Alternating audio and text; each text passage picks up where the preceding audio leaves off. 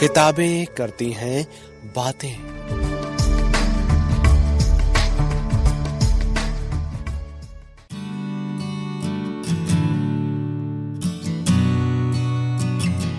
श्रोताओं, सहकार रेडियो पर किताबें करती हैं बातें कार्यक्रम के तहत इन दिनों आप सुन रहे हैं क्रांतिकारी शिव वर्मा की पुस्तक श्रृंखला मार्क्सवाद परिचय माला की चौथी पुस्तक पूंजीवादी जनवाद। लीजिए सुनिए इसकी 5वीं कड़ी, राष्ट्रीय अथवा जातीय समानता। पूंजीवादी जनवाद के समर्थक जातीय समानता के भी गुणगान करते हैं, लेकिन पूंजीवाद में राष्ट्रीय समानता के क्या मानी है, इसे पूंजीवाद के समर्थक या उसके टुकड़ों पर पलने वाले हिमायती नहीं बता सकेंगे। इस समानता का असली अर्थ पूछो मलाया और अल्जीरिया के उन उजड़े गांवों से जहां से मानवता उखाड़कर मनहूस जेलों में बंद कर दी गई थी, जहां पति को पत्नी से, माँ को बेटे से, भाई को बहन से इसलिए अलग कर दिया गया था कि उन्होंने पूंजीवादी राष्ट्रीय समानता के सामने सर झुकाने से इनकार कर दिया था। जिन गांवों में कल तक प्यार बरसता था, उन पर आग बरसाकर उन्हें गीदड़ों के हवाले कर दिया गया था, क्योंकि यहाँ के रहने वालों ने पूंजीवादी राष्ट्रीय समानता की असलियत को समझकर उससे छुटकारा पाने की ठान ली थी। पूंजीवादी राष्ट्रीय समानता का एक और पाठ वियतनाम में अमरीकी पढ़ा रहे थे। वहाँ पर गोलीबारी, लूट और आगजनी का बाजार इसलिए गर्म किया गया था कि वियतनाम के निवासी साम्राज्यवादी समानता से तंग आ चुके थे और अपने देश पर विदेशियों का प्रभुत्व नहीं चाहते थे। इस समानता का एक ताजा नमूना पाकिस्तानी शासकों द्वारा सताया बांग्लादेश है। दक्षिण अफ्रीका में जाति भेद की नीति पर चलने वाला औपनिवेशिक फासिज्म और अमरीकी हबशियों के सारे अधिकार छीनकर पत्थरों की मार से उनके प्राण ले लेने वाला अमरीकी पूंजीवादी भी अपने को जनवाद और जातीय समानता का हिमायती कहता है। दरअसल जहां एक देश द्वारा दूसरे देश का, एक राष्ट्र द्वारा दूसरे राष्ट्र का और एक जाति द्वारा दूसरी जाति का दमन और शोषण ही धर्म हो, वहां कभी राष्ट्रीय अथवा जातीय समानता हो ही नहीं सकती। मेहनत कशों को धोखा देने के लिए और इस सच्चाई पर पर्दा डालने के लिए कि उनकी राजसत्ता शोषकों की राजसत्ता है, पूंजीपति अपनी तानाशाही को पार्लियामेंट या लोकसभा जैसी चुनी गई संस्थाओं के पीछे छिपाते हैं और उसे जनवाद का नाम देकर दावा करते हैं कि ये जनता द्वारा संचालित सरकार है। लेकिन पूंजीवादी राजसत्ता में न तो कोई जनता द्वारा चलाई जाने वाली सरकार होती है और न हो सकती है। सभी पूंजीवादी राजसत्ताओं में असली हुकूमत करने वाले होते हैं बड़े पूंजीपति, उनके संघ, ट्रस्ट और बड़ी बड़ी जॉइंट स्टॉक कंपनियां। इंग्लैंड में जहां राजा है, अमेरिका में जहां राजा नहीं है और स्पेन में जहां कुछ समय पहले तक खुलेआम फासिस्टों का राज्य था, सभी देशों में ताकत पूंजीपतियों के ही हाथों में है। लेकिन शब्दों में पूंजीवादी राजसत्ता के कितने ही अलग अलग स्वरूप हों, उन सब का सार एक ही है। ये सब राजसत्ताएं, उनका स्वरूप कुछ भी क्यों न हो, आखिर में पूंजीपति वर्ग की तानाशाही ही होती हैं। अपने देश में भी वर्तमान भारतीय राज्य जो पूंजीपतियों और जमींदारों का वर्ग शासन है और जिनका नेतृत्व बड़े पूंजीपति कर रहे हैं, देश की जातियों और उपजातियों के साथ जो व्यवहार कर रहा है वो कुछ कम शर्मनाक नहीं है। वो उपजातियों को आंचलिक या स्थानीय स्वायत्त शासन देने के बजाय उनके खिलाफ सेना का प्रयोग कर उनमें पृथकत्व की भावना को जगा रहा है, जैसे नागा और मिजो। आदिवासियों के जीवन स्तर को ऊंचा उठाने के बजाय उनके नेताओं की हत्या करवाता है, जैसे बस्तर में। और पिछड़े हुए भूमिहीन आदिवासियों को भूमि देने की बजाय उनके खिलाफ पुलिस का अभियान चलाया जाता है, जैसे नक्सलबाड़ी में। हमारी जनवाद की लड़ाई।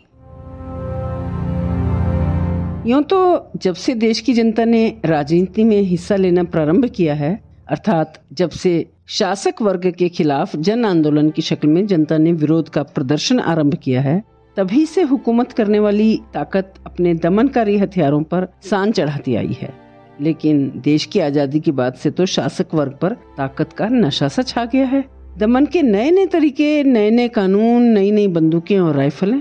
कांग्रेसी नेता दावा करते हैं कि मौजूदा सरकार जनवादी सरकार है और देश की राजसत्ता जनता की राजसत्ता है, लेकिन किसी के दावा करने से ही तो ये दावा सही नहीं हो जाता।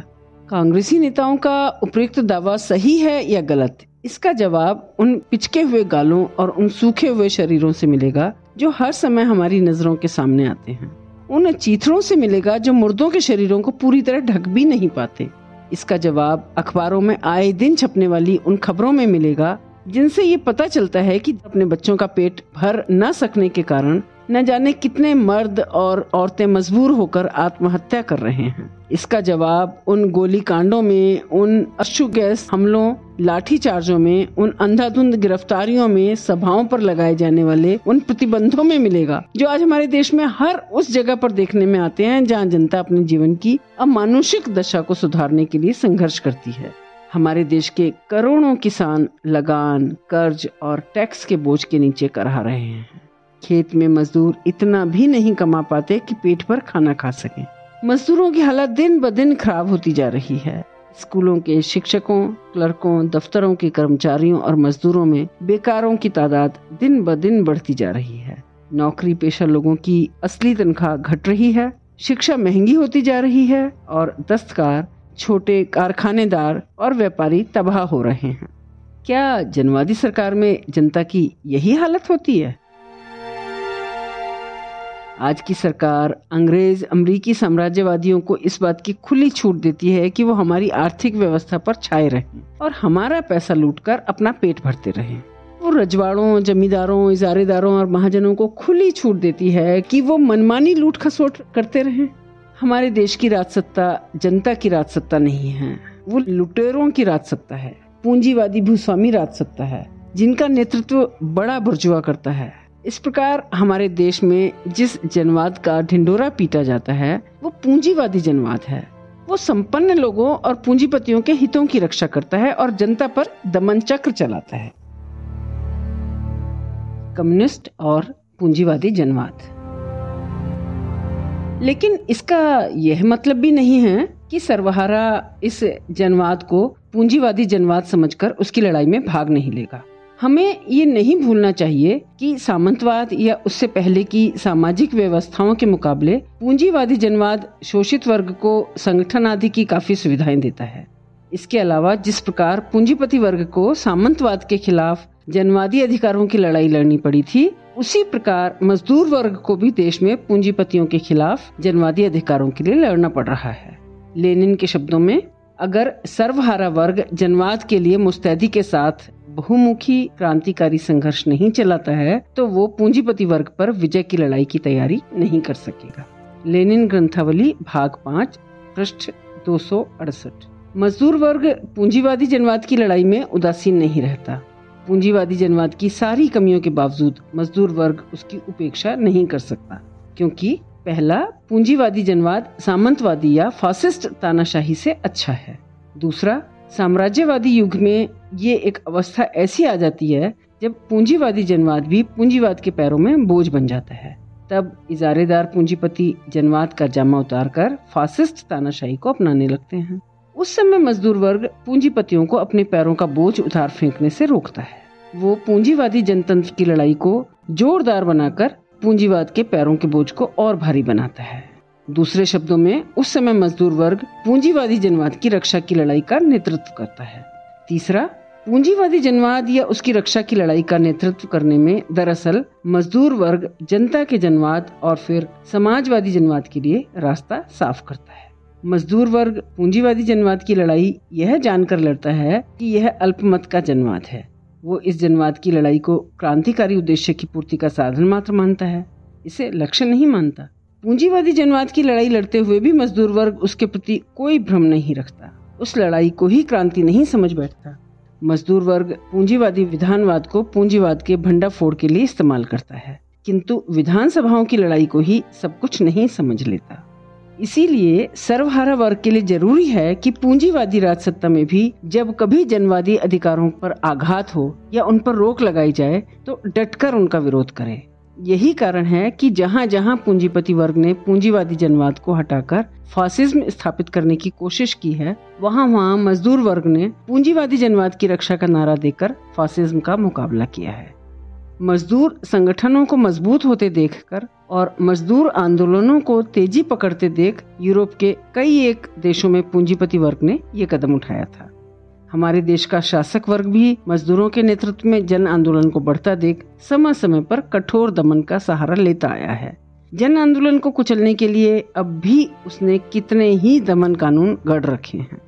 जर्मनी, इटली आदि देशों में पूंजीपति वर्ग फासिज्म कायम करने में कामयाब हो गया था, क्योंकि वहाँ का मजदूर आंदोलन बिखरा हुआ था और वहाँ के दक्षिणपंथी सोशलिस्टों ने कम्युनिस्टों के साथ मिलकर फासिज्म का सामना करने से इनकार कर दिया था।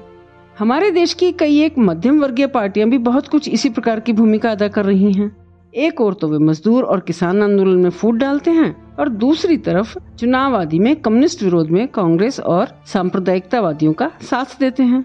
अगर इन नेताओं ने अपनी इस नीति को नहीं बदला तो हमारे देश में भी राष्ट्रीय आजादी की रक्षा के आंदोलन के लिए इसका बड़ा घातक परिणाम हो सकता है। पूंजीवादी जनवाद की रक्षा लड़ाई